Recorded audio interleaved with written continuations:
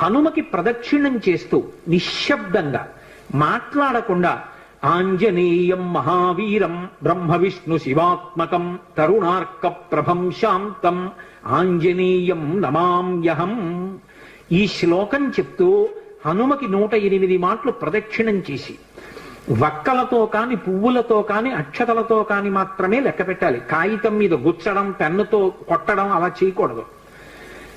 వక్కలు 108 ఓ డబ్బాలో పట్టుకెళ్ళి ఖాళీ డబ్బా పట్టుకెళ్ళి ఈ ఒక ప్రదక్షిణం చేసినప్పుడు మళ్ళీ స్వామి దగ్గరికి రాగానే నిలబడి ఈ శ్లోకం చెప్పడం. ఆంజనేయం మహావీరం బ్రహ్మ విష్ణు శివాత్మకం తరుణార్క ప్రభం శాంతం రామదూతం నమామ్యహం అండం. ఆ వక్క తీసి పక్క డబ్బాలో వేయడం. 108 ఇందులో వక్కలు అందులోకి వచ్చాయంటే 108 ప్రదక్షిణాలు అయిపోయి మళ్ళీ వక్కల డబ్బా పట్టుకుని ఇంటికి వెళ్ళిపోవడం. హనుమ యొక్క ప్రదక్షిణముల చేత ఆయన అనుగ్రహంతో ఎటువంటి కోర్కెలను కూడా ఆయన